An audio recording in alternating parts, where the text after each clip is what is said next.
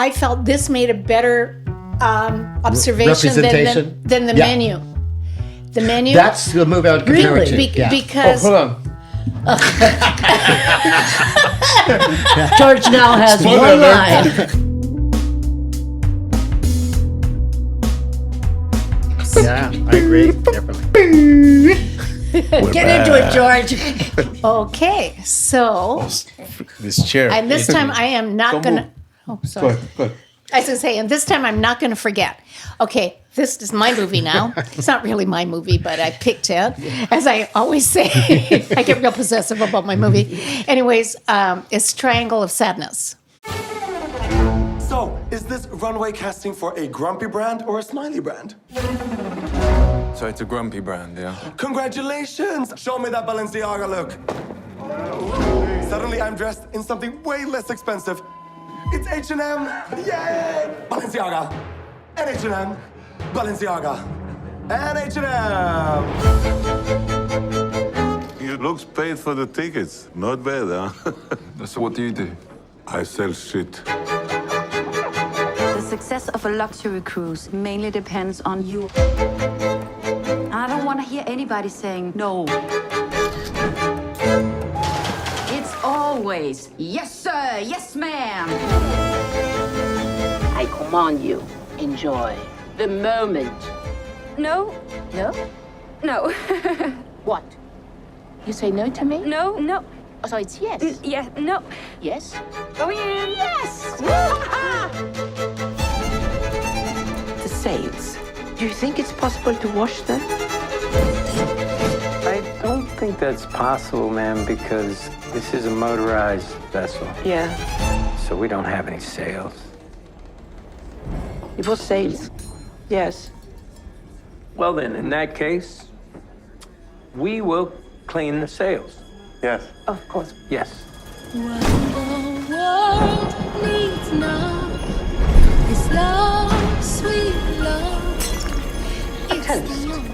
To love.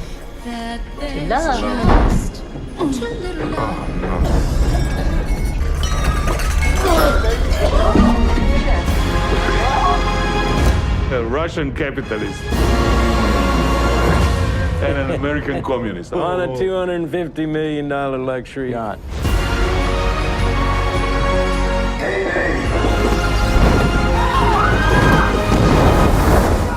The ship is going under. What the world needs now is love, sweet love. No, not just the song, but for everyone.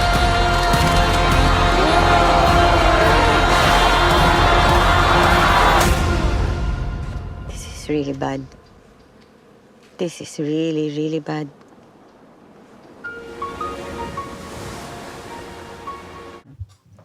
Okay, it's the winner of the Palme d'Or, and a very controversial winner as well. Ruben Ostlund wrote and directed this very dark and clever comedy, which I think is very clever. He previously won the Palme d'Or for the film Mayor, Force Majeure. Force Majeure, yes. Thank you, George. I really enjoyed the Force Majeure, so I was really excited to watch this film. The movie is broken up into 3 acts. The first, we begin with 2 dating models, Carl Harris Dickinson and Yaya Cheribi Dean. At the end of the real upscale dining experience, the waiter brings the check, and Carl realizes that Yaya has no intention of dealing with it, even though previously he had paid for the meal the night before. Well, we don't really know that, but this brings them to a conversation. Ruben explains in an interview that this film started with a discussion he was having with his wife, who is a fashion photographer, about beauty as currency. For instance, Carl was a mechanic, and all of a sudden, he is thrown into this life with really, really rich people, traveling to exotic places, only dining in the best restaurants. But in reality, a model's life is very short. So what? Is he going to go back to being a mechanic? You know what I mean? It's like that's kind of like, because Yaya explains to him that her future involves becoming the wife of a very rich man because a model's life is very short. That would be a career move. You know what I mean? You go, it's a business, right? So, the second act is this really exclusive yacht where the staffs must say yes all the time because they're really rich people, right? One of the passengers is, really rich people who are absurd in their demands, like we just saw in the preview, where she wants the sails washed, but it was a yacht that's motor. It doesn't have sails. And she went, and they're like, yeah, of course, sure, yeah, right? And like we saw the girl go into the pool. But one of the things they do, one of the ladies decides she wants everybody to go to a swim before they eat. And this is the captain's meal. You know, it's like really, but the food has to be cooked at a really precise temperature. And this has problems later on. So they go for a swim. And then that leads to the most amazing scene ever. In the midst of this scene, the captain, who is Woody Harrelson, and he's like drunk. He's a drunk captain. And he picks this night specifically because it's because the weather is predicted to be bad. So he's in this conversation with this Russian oligarch who, as he says, what do you do for a living? I sell shit. He deals in fertilizers, right? On a global level, right? And he is a capitalist. Woody Harrelson is this drunk Marxist American. So they're having this debate as the shit's flying about, it's like what capitalism versus Marxism, communism, with the American defending the communism and the Russian defending the capitalism. So it's basically that kind of thing. It's got really smart discussions in it. It kind of reminds me of My Dinner with Andre or something, you know, like just... So the third act is what seems to be a deserted island, because everybody's on this deserted island, or what appears to be a deserted island. Here's where it gets really interesting, because it's to do with power and beauty, right? Power becomes relative, but beauty, even though fleeting, is always powerful, it seems. No matter what situation. Yes. I felt this movie really makes one think. This is the debate between the capitalist and the socialist in kind of diverse. The person on that island who seems to have it all knows what to do. There's only one person who knows what to do, and that's the cleaning lady, right? She's the only one who knows it. Like, well, this is terrible. We got to get some food. It's like, do you know how to get food? No. She goes and gets the food. Do you know how to make a fire? No. Okay, we got to make a fire. It's hard, but you can make a fire. So she becomes the person with the knowledge in this situation. What's the matter? Go ahead. Oh, so anyways, I thought the movie was so interesting on so many levels that I was just like, what? And it's also really entertaining. I love this guy. I love, what's his name? Ruben Ostlund? Yeah, I love him. He is, the Force Mayor was kind of the same dark comedy, but it was much more serious than this one. Even though this one has very serious stuff happen, it's funny. You know, it's much funnier than that movie.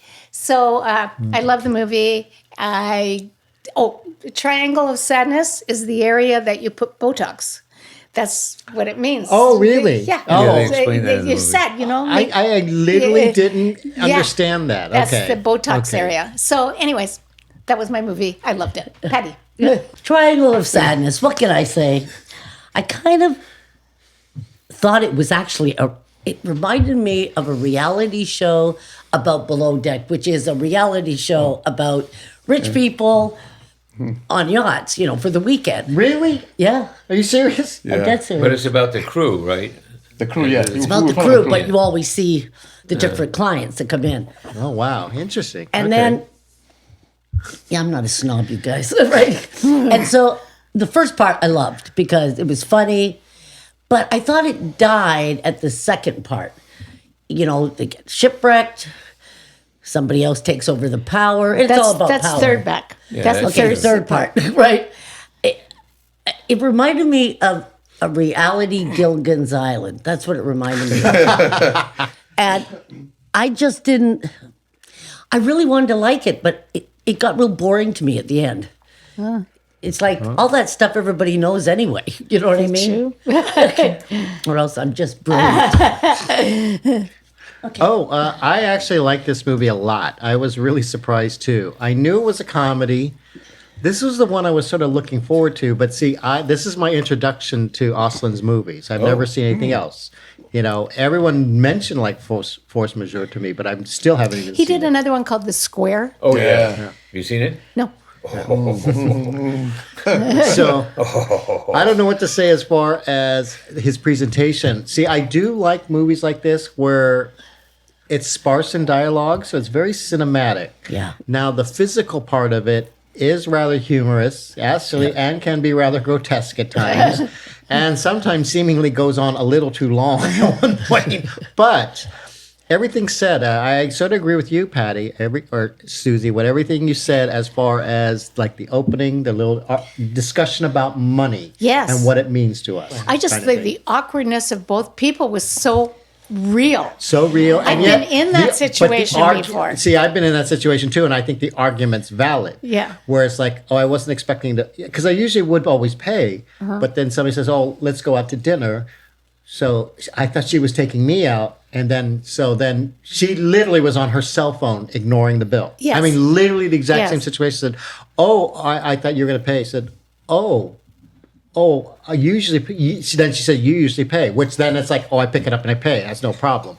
But now I know I usually do the invitation if I'm going to be paying. That's how I do it. That's right? the difference. So, But that conversation, I'm sorry, No. I didn't mean No, to no, interrupt. no, no. But that conversation that it got to, Right. it was really interesting. no, it's sort of fascinating because it really does show, even when she says at one point during the conversation something about, but I got you that shirt. I said, but that was gifted to you. You're right. That was like, for we're on the job. Oh, here's this. You can take some of this home. So it's a very sort of interesting look at, again, like you said, money specifically. Then we're on the yacht. And then you're right. You are seeing the grotesquely rich. And I've always stated, and I think I got this from a friend of mine, Rick.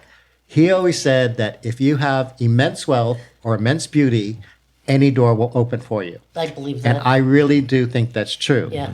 Now, another thing I think is also true that the extremely rich people do like to have extremely beautiful people around them for whatever reason. That I don't know, whether it's just to appreciate their beauty or that it adds an atmosphere to their surroundings. So I thought that was interesting because the rich person I thought was actually very interesting was the Dmitri character. Yeah. That was played by The Russian? Zlatko Yeah. Buric, right? Because he sort of summed up exactly what I thought was the ultimate capitalist. Unfortunately, it did make him Russian, but I think you're right about the irony there, right? Yeah, it was just beautiful because it was wonderful. American and Russian. Yeah. Yes. And they did, I liked when they started swapping quotations from different people in regards to their philosophy. But it is seeing how, like the staff, the woman heading the staff saying, okay, this is what we got to do. And she's just sort of like the cheerleader, just telling them. And like they said, there is no. We do not. And yet, this is the part I find the problem with society in general. We indulge too many people who are saying, no, you're being stupid. There are no sails on this boat. Snap back to reality. Yeah. Instead of really indulging them and said, okay, we'll take care of it, blah, blah, blah. And I said, Pacifying them, actually. but in a way, it also brings up to me like child rearing, everything, that they would rather just like, okay, here's the easiest route. We'll just do anything you want, but stay away from reality, basically. Because we want your money. Yeah, because they're in business. Yeah. I mean, there's a Right. reason for that. But then that's the funny part because once you get to the what I call the reality, and that's the part that Patty Yes. you didn't like that I thought was fascinating. That's to me where It's- it just got going. And at first I was almost like you. It's like, oh no, this is going to turn into Swept Away, and not the Madonna version. No, the good one. The Yes. good one. that I was, the Lino Wertmuller film. Oh, yeah, I that said, was yeah, good. this is what they sort of proved about in that movie, in a really sort of a horrible misogynistic way. But this I thought was fascinating because you're right. It's who has the power will get their way. Right, absolutely. And They switched the power. who has the power. Yeah. You can have money on an island, but if, like you said, you need food, you need fire, we need shelter, we need stuff. Right. Who can do this? Well, obviously, the working class people can do it. Well, but also, I'm sorry to interrupt again, but I didn't mention, like, I felt this made a better observation Representation? than the Yeah. menu. The menu. That's the movie I would compare really it to. Yeah. because Hold on. George now has Spoiler one alert. line. I've got none left. because Don't be so good, Lon. because the menu No, I disagree with him. it didn't keep the powerful as stationary. These are the powerful. Right. These are the workers. Right. It Reversed was it. who's in that position. Exactly. That's why I said that's why the last part to me is the most important because you're seeing what power is. It doesn't have to deal with money, though. What does money become when you need the basic needs just to survive? That's the money. That's your bank. What you can That's your bank power, on. yeah. So that's why I what's her name? Paula, Vicky Berlin, the actress. Again, very good character, very smart. And like you said, what makes me laugh is yes. And still, the person with the good looks, oh, yes. That becomes a commodity on the island still. Yes. See, they did not lose their looks by being, they might not have money or that, but their looks are there and it can still be used, But right? By yes. the people who Yes. have power. Yes. So, Yes, I it's have all to- about power. That's what it is, and the shifting of it. Well, just about what power means, what it means in society, and what you can get away with, and it means you can actually have horrible. Let's say she was a dictator in her own country, right? She said, "Okay, you guys can eat because you helped. You guys don't eat. Right. I mean, okay, you could starve. We'll just let the people who are contributing to society have something to eat." So then again. And speaking in a socialistic thing, you think, no, everyone should eat something. Everyone should make sure they're, like basically the woman who was the head of the staff. She was telling her, I was like, oh no, we got to help she's still thinking we have to help them. They are clients, we have to do this. And that's when it just says, no, we don't have to do that. And it's sort of fascinating where it goes to. At the very end, and again, I love this kind of movie, sort of like in a Sharon, where it's like, you wonder where it's going to go with this. Same thing happens in the ending of the movie, which I think basically is going to make you question your own values and your own way you were brought up to what you would hope would happen. Because I thought the way they I was very satisfied with the ending. I know my sister was not. She said, "Oh I no." agree. I was happy with the ending too. They said, "No. This was Bob going to was happen." not. Yes. Okay, there you go. But anyway, so it's not a movie for everyone because this is a very unique film. So that's the one thing about the director, who I'm assuming also was the writer of the film, correct? Yes. Yeah. Here, I can see why I would like to watch Force Majeure because of that. Yeah, I haven't. Did you see The Square? I'm sorry? Did you see The No, Square? no, I have not seen any of his movies. No, This you- is my first and only movie I that just thought it was like just so funny enough. Yeah. It just visually beautiful, but intellectually so interesting. I just thought he was making it just okay. George, do you have anything left to yes, say? I know, right? And I took everything I said. Basically, like Lance said, this movie is where the menu left off. Picks up where the menu left off, making that comment about class. And also beauty is a commodity. And in the movie, you do see how power is relative. In one scenario, power is whoever has the most money. And the other scenario power could be whoever can kill the food. But the one constant that never changes is beauty. So maybe that's saying that beauty is actually more powerful than money. Yeah. No, But I think she made the great observation of how limited time you have that. That's why they use it when they've got exactly. it. Beauty is very, so saying that beauty is very... She makes that point, and I thought it was brilliant. I was like, I really get your So, point. but also someone saying that beauty is very powerful. Could be the most powerful force. It could be the force majeure, no? but it's very short too. So it can be more powerful than money itself, but it's very limited. So, front it, baby. Well, you got to front it. To quote the famous philosopher. So in fact, in the scene with the girl with the guy, and she's expecting to pay, but it's like, what did you didn't pay? But yeah, these are two models who are used to. No, you pay because my commodity, I'm beauty. You pay. But if you got two models going, you pay. No, let's get somebody else to pay because nobody pays. No, we never pay. Somebody else pays for us. So you're gonna have two models dating each other because somebody else is gonna pay. So I thought that was interesting. Two models dating each other. Yeah, so sure it's common. Yes, but it made that point about class and about beauty, about power. The power is relative. And and then there's a scene with when everything's going to shit, literally. and like you said, the Woody Harrelson and the Russian character are having a conversation with Dmitry. Where he's the American is a communist and the Russian is a capitalist, and they're quoting that. It starts with them quoting famous famous quotes, but it's a brilliant scene. So yeah, it's brilliant and all that chaos. I really love this movie. I think that's the scene that should be historically it's a great scene. Time. It's just so classic movie scene. This is up there with "I'll Be Back." Bob, what'd you think? Okay, I'm a fan of this director's. I loved Force Majeure. I was blown away by The Square. This one let me down a little bit. I appreciated the opening. One of the things I really liked about Force Majeure is that the conflict in Force Majeure is two people having an argument about a specific thing. One of them is right.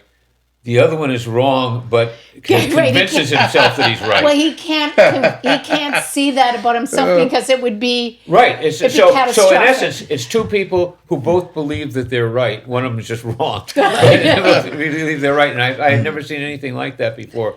Because I said, "Gee, I think I've been in this conversation myself on both sides." But this one. This one echoed his other movies too much for me. The Square, I'm not going to give anything about The Square away because you have to see that, but The Square has to do with the art world and the pretensions of the art world and what makes art and everything. This one, I liked the opening scene, although I thought he was hitting it a little hard. The middle act on the boat was entertaining, but it was like, where is this going? And I will say this, when that scene about the sails, Woody Harrelson, when he says, okay, we'll put up the sails, he has no intention of putting up sails. They don't have sails. He just knows these rich people, they demand something, and then 20 minutes later, they forget that they demanded it. And I thought that was like the thing that really hit the money on that tremendously. What I gathered that he seemed to be an alcoholic, and he's used to dealing with these people all the time. He deals with them all the time. So he knows they're going to forget. It doesn't matter what they demand. They will forget it in 20 minutes. He was the ultimate bartender. I was going to say, I would give it a spoiler because I would say, let's face it, he didn't want to deal with these people for the first part of the movie. But you know what I would say? It's like at least the three of us who worked in customer service for very affluent people, you do learn to go, sure, we'll massage the chicken before we serve it to you. Well, we dealt with that to a degree working at the Beverly Hills Video Center. So always right. Anyway, just so to get to as has been cited, Swept Away.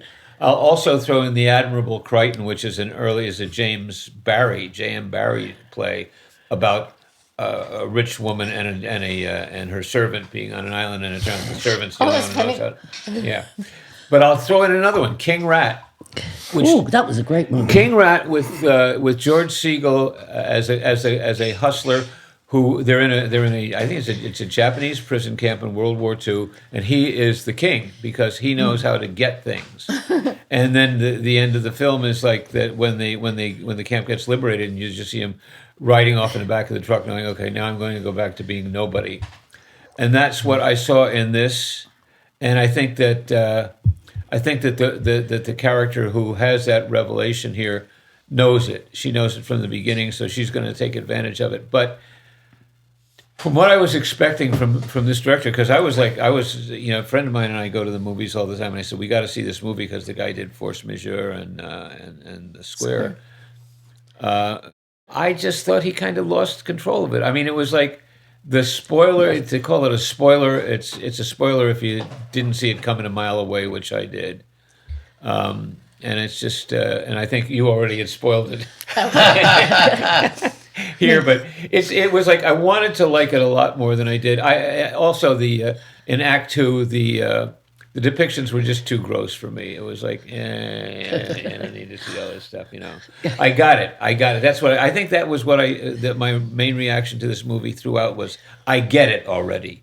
You don't have to keep hitting me over the head with it. Yeah, that's true. And one of the things he does in The Square, without giving anything away, is there's a scene at the end of The Square that the whole movie builds towards. And there wasn't, and the scene that this movie built towards, to me, was the opening scene and the middle scene. The last scene, it just like dropped off a cliff. Flat. Well, Flat. There you go.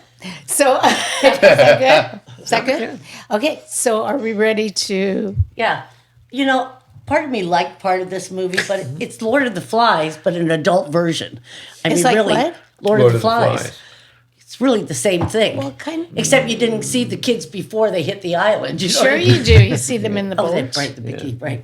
So, I wanted to like this, and I liked part of it. If you have to think about it too much, you don't like it that much. Well, could be right there. 7. 7. Oh, I gave this movie a 7. No, Shut up. You did not. Shut the back door. Yeah. All right, shut the back door. Is that it? Right? I've been doing 9s all around, so this one's a 9 too. Well, I agree with Patty, except I wouldn't give it as high as a 7. Well, you're not doing those That's anyway. right. So an enjoyment level, I give it a 10. Yeah, there of you course. go. So Well, not really. I don't know. we'll be back. We'll be right back. We'll be right back.